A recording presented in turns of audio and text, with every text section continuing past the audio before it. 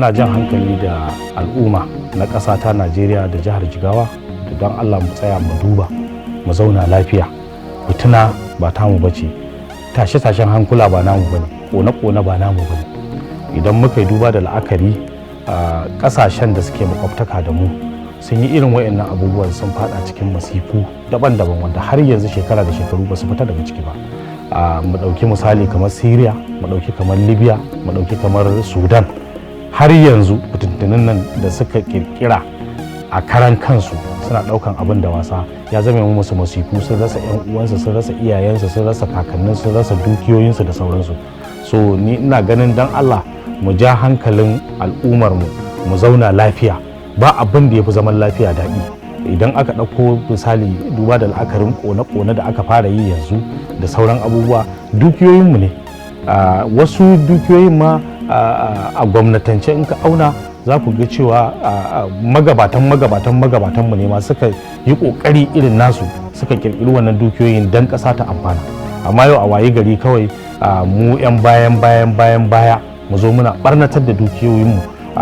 Wani misali masu shaguna, masu wane ne a shiga a ƙona motoci, mutum ya aje motarsa a ƙona, wasu masu kantuna, masu kamfaninnika da kayayyakin gwamnati duk an ƙoƙona. Saboda me dalilin yin haka? In an yi ƙone-ƙonen me zai haifar? Masifa ce kawai. Mu za mu sake ko ɗaukan kanmu mu koma da kanmu baya, wanda kuma kuskure ne, wannan ba daidai bane. Ba abin da ya fi zaman lafiya daɗi. So da Allah da Annabi ina jan hankali na al'ummar Najeriya da jihar Jigawa da mu yi haƙuri mu zauna lafiya. Alhamdulillah gwamnati za ta ji koken mutane kuma ta mai da hankali akan cewa za a yi abu daidai bakin gwargwado domin a ƙaurace wa fitina. To idan aka ce al'umma suka ce ga abin da suke so, to ya kamata su yi haƙuri. Kuma idan sako ya je ga gwamnati, to sai a saurari gwamnati a ga cewa kuma me za ta bullo da shi. Shin ta ji bayanan mutane ko kuma a'a bata ji ba? Akwai matakai da ake ɗauka ɗaya bayan ɗaya, amma fitina ko ƙone-ƙone baya cikin matakan da za a ɗauka a gaya gwamnati abu dan ta ji. Wannan kuskure ne, ba ɗan ƙarami ba.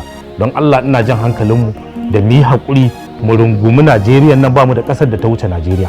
Mu rungumi jihohinmu kuma ba mu da jihohin da suka wuce jihohin da aka haɗa suka ba da Najeriya a matakin ƙasa gaba ɗaya. Ita zanga-zangar lumana ba ko kiyashi ba a so a kashe, ko kiyashi. Saboda haka mutane su fito su faɗi ra'ayinsu ga abin da suke so gwamnati ta yi, su koma gidajensu kuma lafiya, to ita ce zanga-zanga. Amma wannan ba zanga-zanga ba ce, wannan fitina ce ake kirkira, wanda kuma muna jan hankalin mutane da Allah da su yi haƙuri daidai bakin gwargwado, su rinka yin abin da doka ta tsara, ba abin da baya cikin doka ba.